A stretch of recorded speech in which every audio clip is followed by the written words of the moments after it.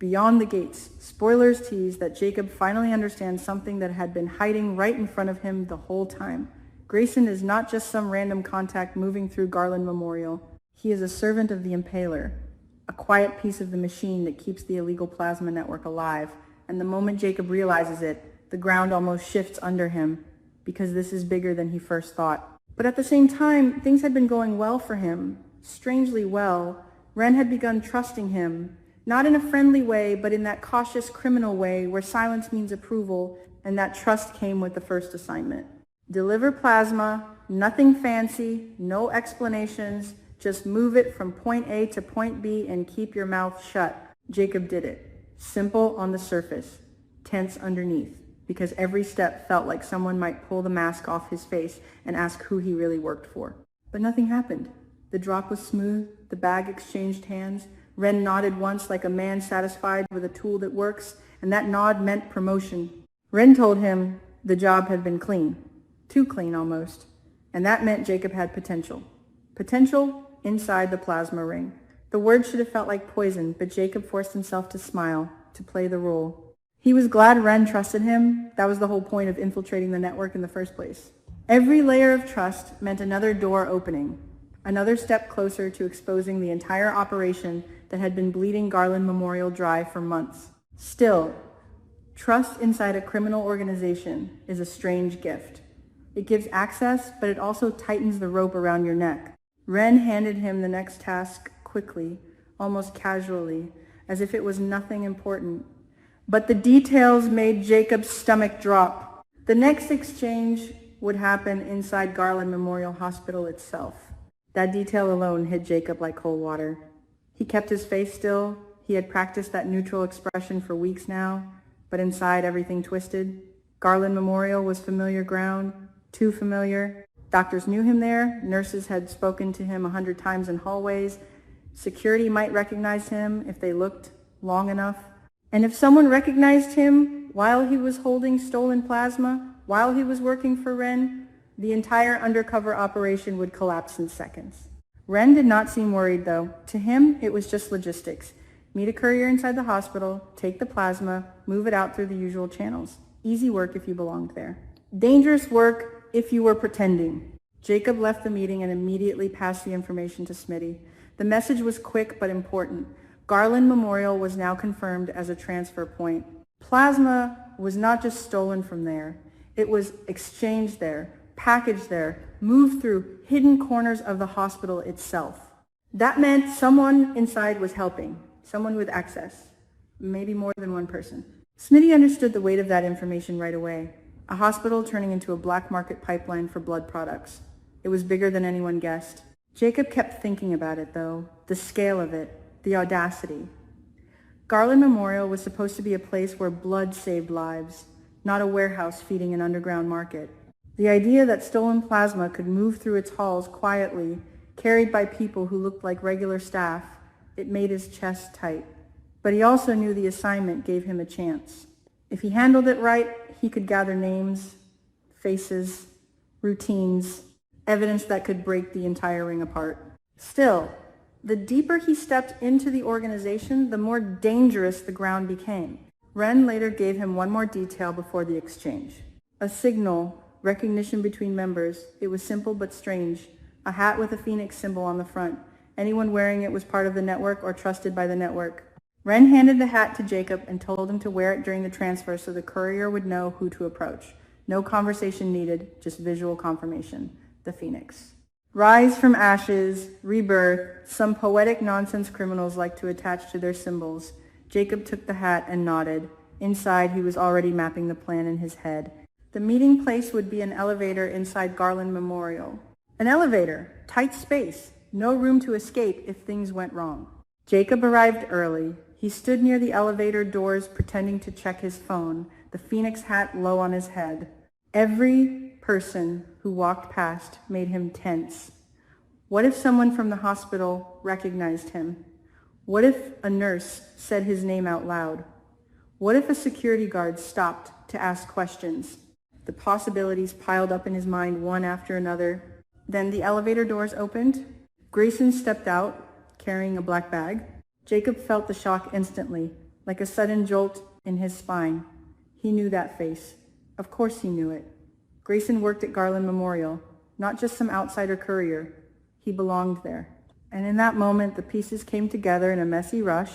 Grayson was the one moving the stolen blood out of the hospital, passing it into the hands of Wren's organization, a quiet middleman hidden in plain sight. Grayson looked at Jacob briefly, just a quick scan, eyes landing on the Phoenix hat. That was enough.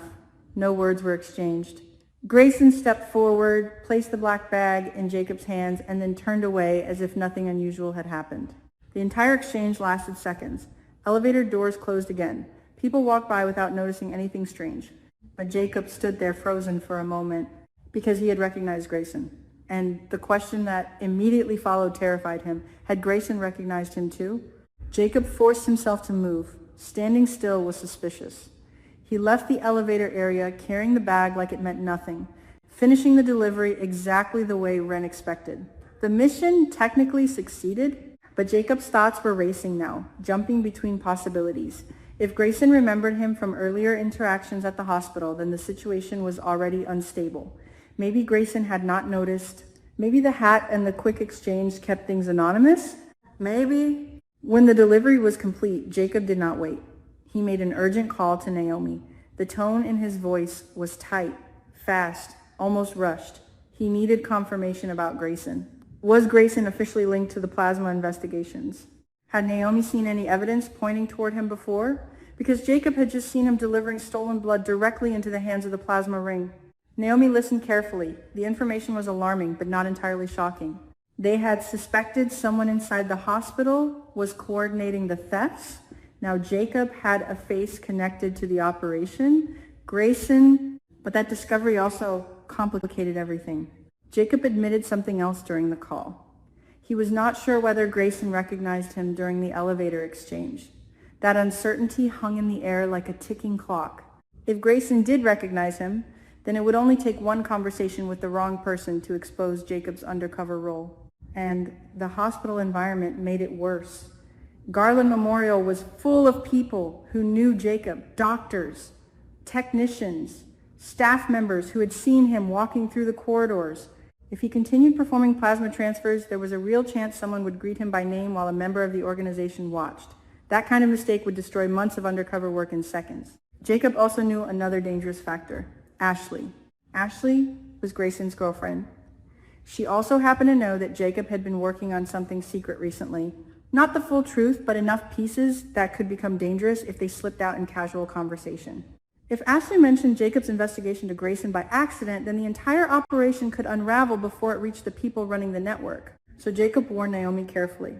Ashley must not talk about the investigation, not even vague hints, because Grayson was now confirmed to be part of the pipeline moving stolen plasma out of Garland Memorial, and if Grayson learned that Jacob was investigating the same network, then Jacob would become a target instantly. The danger was no longer theoretical. It was standing inside the hospital carrying black bags filled with stolen blood. Jacob spent the next hours thinking through the impossible situation he had stepped into. If he continued accepting assignments from Wren, then sooner or later he would return to Garland Memorial again. Another elevator, another exchange, maybe another familiar face noticing him. The longer he stayed inside the organization, the greater the risk that someone would recognize him and ask questions he could not answer. But quitting suddenly was just as dangerous. Criminal networks notice patterns. They notice when someone disappears right after gaining trust. If Jacob refused the next job, Wren would start asking why. Suspicion would grow. And suspicion inside an organization like that did not end with questions. It ended with someone being removed permanently. So Jacob stood at a crossroads that felt almost cruel. Option 1, walk away now, protect his life, let the investigation collapse. Months of work wasted. The plasma ring would continue operating. Garland Memorial would keep leaking stolen blood into the black market, and the entire operation would disappear back into the shadows. Option 2, stay inside the organization, keep accepting assignments, risk exposure every single day, trust luck, trust timing, trust that Grayson had not recognized him during the elevator exchange. Neither option felt safe. Jacob sat in silence for a long time after the call with Naomi ended.